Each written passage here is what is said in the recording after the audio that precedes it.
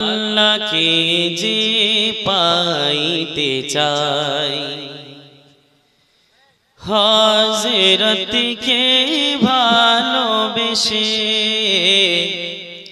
আল্লাহকে যে পাইতে চাই, হযরতকে ভালোবেসে আল্লাহকে যে পাইতে চাই, হযরতকে ভালোবেসে আরশ কুরসি লৌহ কলম, আরশ কুরসি লৌহ কলম না চাইতে পেয়েছে সে, হযরতকে ভালোবেসে আল্লাহকে যে পাইতে চাই, হযরতকে ভালোবেসে। একবার জোরে বলেন সুবহানাল্লাহ। সুবহানাল্লাহ। রাসূল নামের রশি ধরে যেতে হবে খোদার ঘরে, রাসূল নামের রশি ধরে যেতে হবে আল্লাহর ঘরে, নদী তরঙ্গে যে পড়েছ ভাই, নদী তরঙ্গে যে পড়েছ ভাই, দুনিয়াতে সে আপনি মেসে হযরতকে ভালোবেসে আল্লাহকে যে পাইতে চাই, হযরতকে ভালোবেসে। একটু কম করে দেন, যখন গজল বলবো একটু দিবে, যখন বক্তব্য হবে একটু একদম জিরো করে দিবে।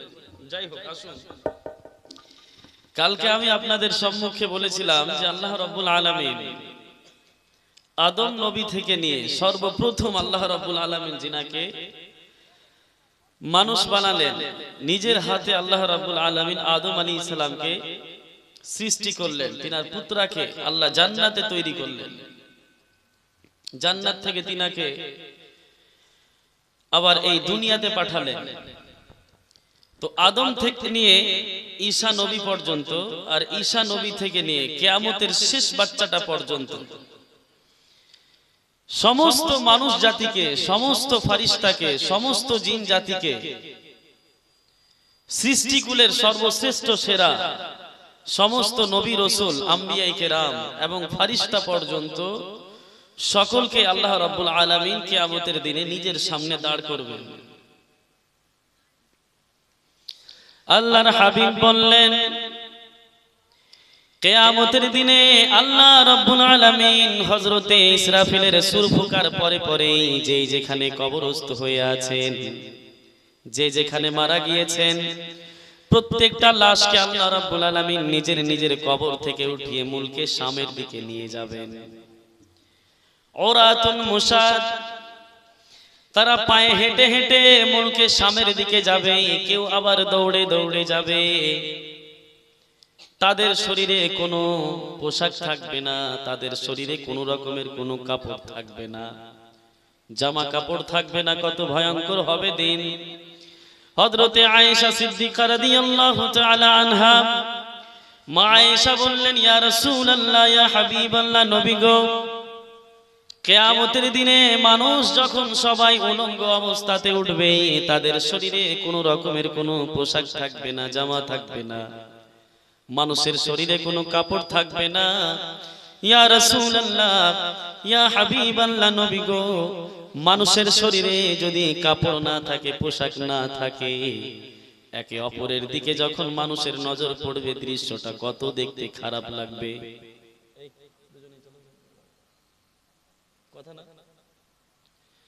আল্লাহর হাবিব সাল্লাল্লাহু আলাইহি ওয়াসাল্লাম বললেন, কিয়ামতের দিনে সবাই হেঁটে হেঁটে নিজের কবর থেকে উঠে সবাই কিয়ামতের ময়দানে গিয়ে জমা হবে। তাদের শরীরে কোনো পোশাক থাকবে না। তো হযরতে আয়েশা সিদ্দিকা মা আয়েশা বললেন, ইয়া রাসূলুল্লাহ, মানুষের শরীরে যদি পরিধানের কোনো কাপড় না থাকে, দৃশ্যটা দেখতে কত খারাপ লাগবে, সবাই উলঙ্গ অবস্থাতে থাকবে। আল্লাহর হাবিব বললেন, আয়েশা, তুমি মানুষের দিকে ফিরে তাকানোর ব্যাপারে তুমি ভাবছো। আয়েশা শোনো, কিয়ামতের দিনটা আল্লাহ রাব্বুল আলামিন এত ভয়ঙ্কর করবেন। কিয়ামতের দিনে যখন আপনি মাথার উপরে আকাশ দেখবেন, আকাশ থাকবে না, চন্দ্র সূর্য পাহাড় পর্বত নদী নালা কীট পতঙ্গ কিছুই থাকবে না। এই জমিনের মধ্যে সবথেকে বড় বড় সমুদ্র পাহাড়গুলোকে আল্লাহ এমনিতেই শেষ করে দিবেন, ফানা করে দিবেন। আল্লাহ বলছেন, কুল্লু মান আলাইহা ফান ওয়া ইয়াবকা ওয়াজহু রাব্বিকা যুল জালালি ওয়াল ইকরাম। পৃথিবীর জমিনে কোনো মানুষ থাকবে না, কোনো জিনজাতি থাকবে না, পাহাড় পর্বত নদী নালা কীট পতঙ্গ গাছপালা কিছুই থাকবে না। আল্লাহ রাব্বুল আলামিন সমস্ত জিনিসকে ধ্বংস করে দিবেন। কিয়ামতের দিনটা এত ভয়ানক দিন হবে, এত ভয়ঙ্কর দিন হবে। একবার যখন আল্লাহু আকবার বলে প্রত্যেকটা মৃত ব্যক্তি নিজের কবর থেকে যখন উঠে দাঁড়াবে, কেউ কারো দিকে ফিরে তাকার সময় পাবে না। সবাই আল্লাহু আকবার চিৎকার দিয়ে কিয়ামতের ময়দানের দিকে সবাই দৌড়তে থাকবে। সবাই কিয়ামতের ময়দানের দিকে দৌড়াবে, সবাই কিয়ামতের ময়দানে গিয়ে দৌড়াবে। আর এখান থেকে মুলকে শাম অনেক দূর। আপনি যদি প্লেনে যান তাহলে আপনাকে এমনিতেই ৬-৭ ঘন্টা লেগে যাবে। আপনি যদি আবার ট্রেনে যান তাহলে তো কয়েক দিন লেগে যাবে, হয়তো ১ মাসও লেগে যেতে পারে।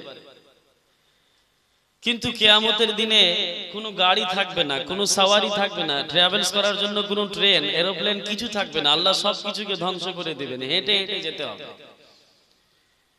এবার যার আমল ভালো থাকবে সেই লোকটা কবর থেকে উঠে চোখের পলক মারার সাথে সাথে মুলকে শামে পৌঁছে যাবে। গিয়ে মুলকে শামে গিয়ে কি হবে?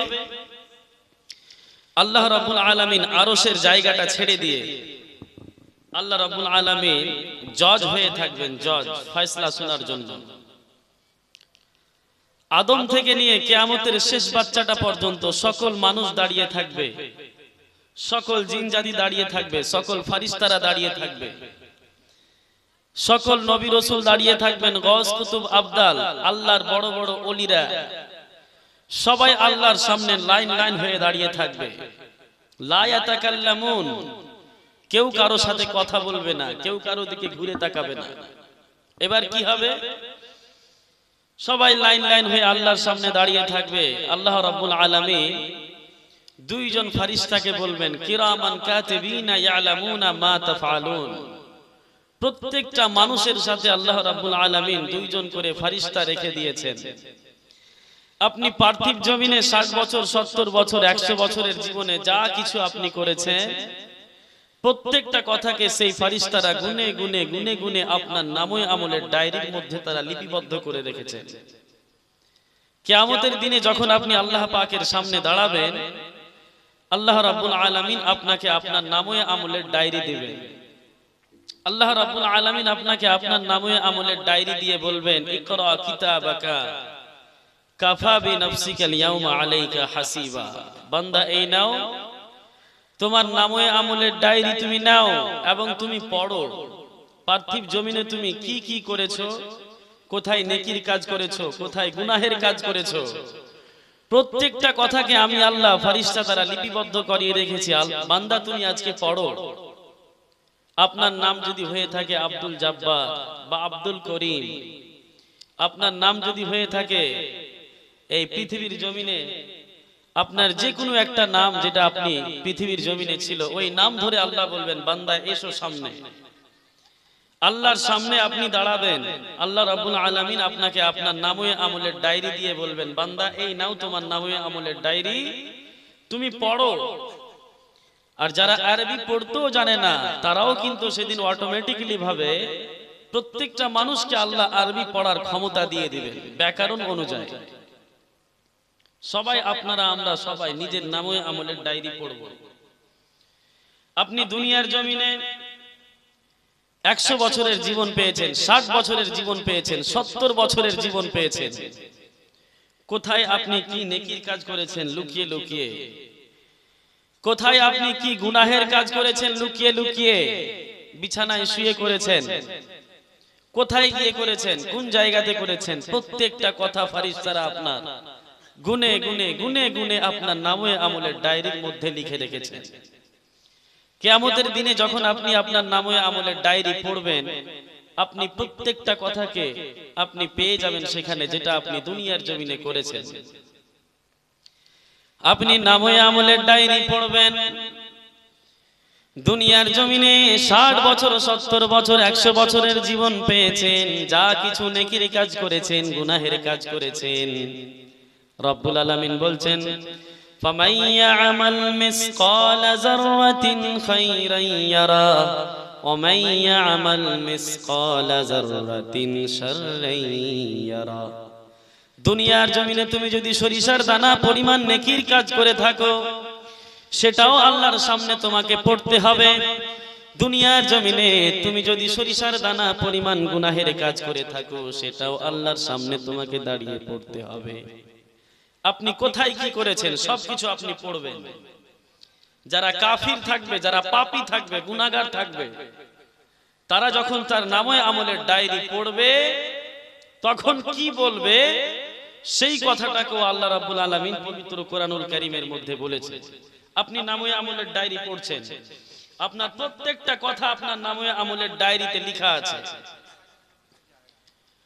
আপনি পড়বেন দুনিয়ার জমিনে কোথায় লুকিয়ে একটা নেকির কাজ করেছেন, সেই নেকির কথাটা লেখা আছে। রাত 12টার সময় আপনি ঘুম থেকে উঠে আরামের ঘুম ছেড়ে দিয়ে ওযু করে ঠান্ডা পানিতে তাহাজ্জুদের নামাজ পড়েছেন, সেই কথাটাও আল্লাহ রাব্বুল আলামিন আপনার নামে আমলের ডায়েরিতে লিখে রেখেছেন। দুনিয়ার জমিনে আপনি রাত 3টায় উঠে কোথায় আল্লাহর জিকির করেছেন, কোথায় নেকি করেছেন, আবার কোথায় গুনাহ করেছেন, কোথায় তেলাওয়াত করেছেন, কোথায় গান শুনেছেন, প্রত্যেকটা কথাকে গুনে গুনে ফেরেশতারা আপনার নামে আমলের ডায়েরিতে লিখে রাখবেন। যখন আপনি নামে আমলের ডায়েরি পড়বেন, আপনি বলবেন মালি হাদাল কিতাব লা ইউগাদিরু সাগীরাতান ওয়ালা কাবীরাতান ইল্লা আহসাহা।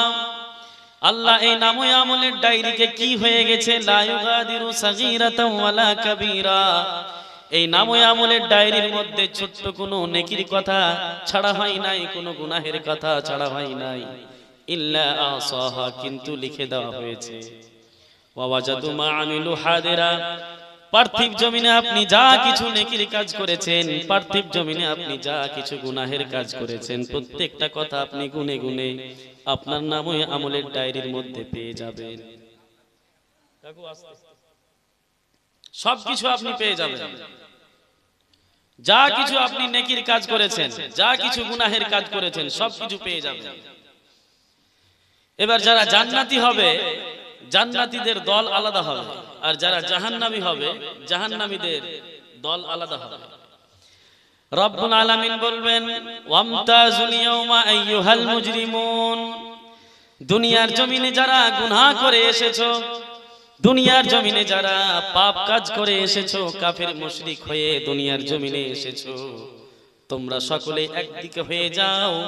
আর যারা দুনিয়ার জমিনে নেক আমল করেছে, নেক কাজ করেছে, তারা একদিকে হয়ে যাও।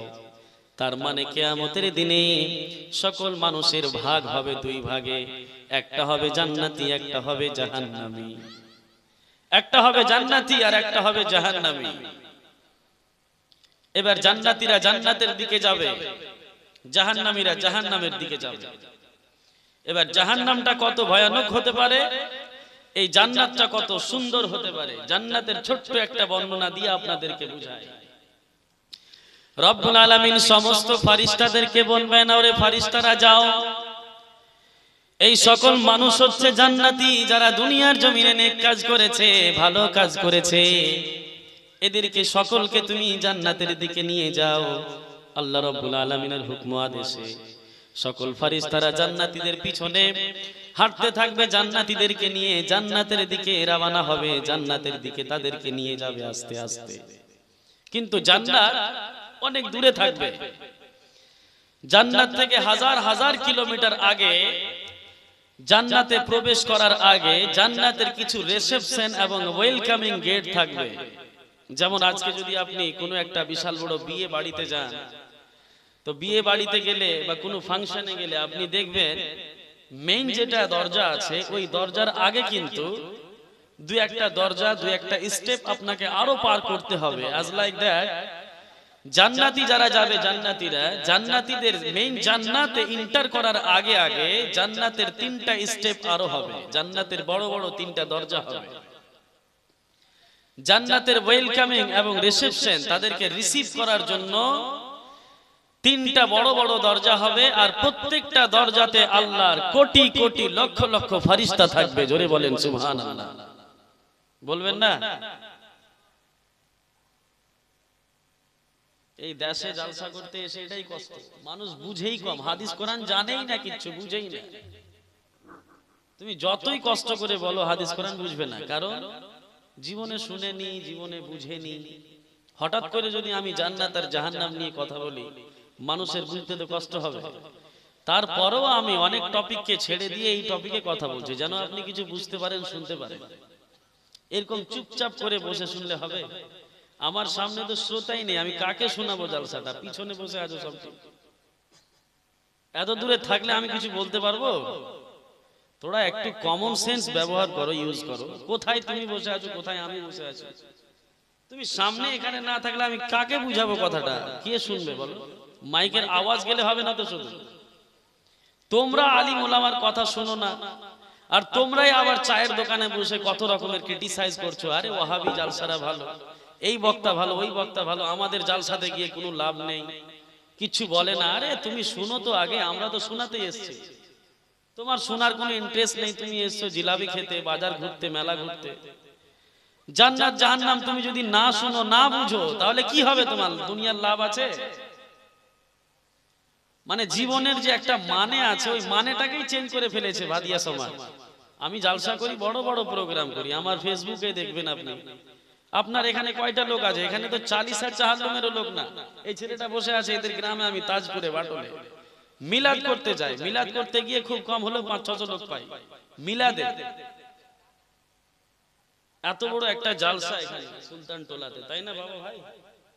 দেখেন তো কয়টা লোক আছে, কয়টা লোক আছে, এত বাড়ি সংখ্যা। আরে তুমি এই সমাজের না থাকো, কিন্তু হাক্কানি আলিম ওলামারা এসে হাদিস কোরআনের কথা বলতে, তাদের কথা তো শুনতে হবে তোমাকে। না শুনলে তুমি হেদায়েত পাবা কোথা থেকে?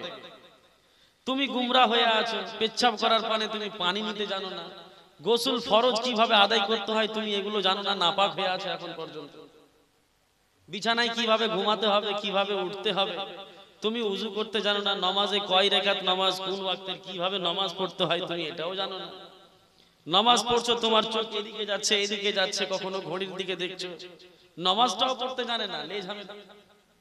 আর এরাই আবার বক্তা থেকে কত দূরে, আলিম ওলামা থেকে কত দূরে, চায়ের দোকানে বসে এরাই আবার ক্রিটিসাইজ করছে যে বক্তার কোনো বক্তাই হলো না। আরে জান্নাত জাহান্নামের কথা বলছি, যেই কথা আল্লাহ শিখিয়েছে। তোমরা চাইছো গীত গাওয়া জালসা, চুটকুলা বাজিয়ে মা বোনদেরকে হাসিয়ে পটিয়ে এটা ওটা করে গীত গাওয়া জালসা শুনিয়ে এটা ওটা করে 2-4টা গজল মেরে দিয়ে চলে গেলাম, হয়ে গেল। জালসার মানে কিন্তু এটা না, কিছু শিখতে হবে। এটা দিন তো সব দিন পাবা না তুমি। যাই হোক, মাইক মানে একটু সাউন্ডটা বাড়াও মাইকে। তো জান্নাতটা কেমন হতে পারে এই বর্ণনা তোমার জানার প্রয়োজন আছে তো। জান্নাতে যাবা না? জান্নাতে যাওয়ার ইচ্ছা আছে? হাত উঠাও দেখি কার কার ইচ্ছা আছে। হাতটাও উঠাবে না সবাই, আবার এরকম লোক আছে এখানে। দেখো কিছু কিছু লোক হাত পকেটে ভরে আছে, মানে ওর ইচ্ছাই নেই যে ও জান্নাতে যাবে। ফারিস্তারা যখন মারবে একটা পিছন দিক থেকে কিনা, তখন বুঝতে পারবা, তখন বলবা ওখানে চিল্লে চিল্লে জাহান্নামে গিয়ে, রব্বানা আখরিজনা না'মাল সালিহান গায়রাল্লাযী কুননা না'মাল। আল্লাহ একবার পাঠিয়ে দাও, আল্লাহ একবার পাঠিয়ে দাও দুনিয়াতে, আর একবার পাঠাও, এবার খুবই নেকি করব, এবার তোমার ইবাদত ছাড়া আর কিছু করব না। ফারিস্তারা মারবে একটা গালে চড়, আর জাহান্নামের উপর থেকে একদম নিচ তলায় ফেলে দেবে। যাবা, আল্লাহ বলবে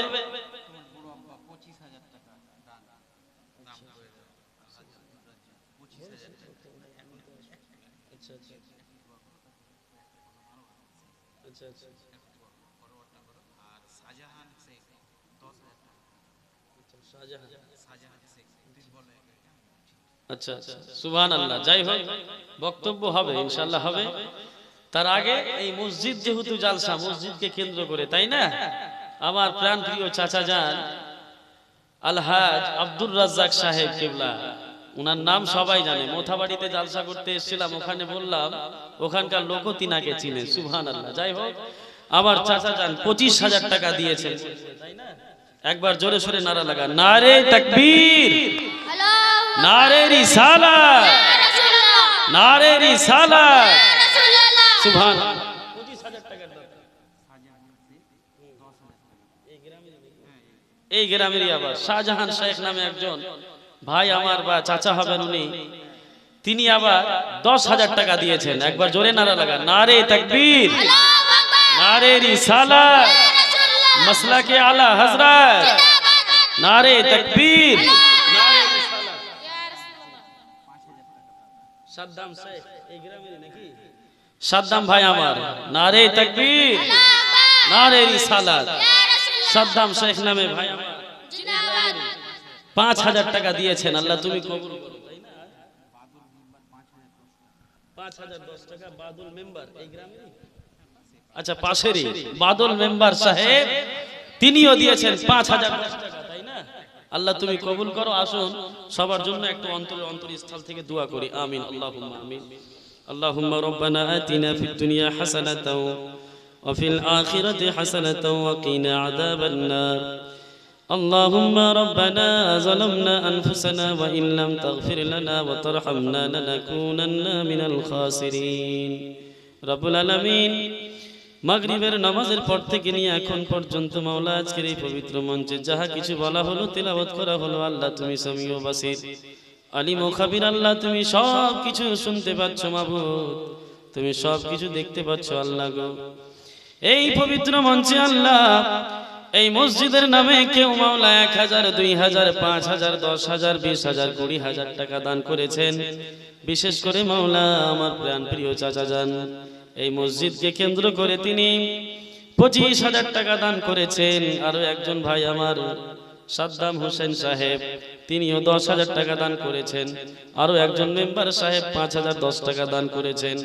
আল্লাহ আরো কে কত টাকা দান করেছেন, আল্লাহ তুমি আলিম ও খাবির, সামিউ বাসির। আল্লাহ গো লা ইয়াখফা আলাইকা শাই, তোমার কাছে কোনো জিনিস গুপ্ত নেই। আল্লাহ তুমি তোমার প্রিয় হাবিবের ওসিলায় আল্লাহ সকল দানকে আল্লাহ তুমি নিজের দরবারে কবুল করে নিন।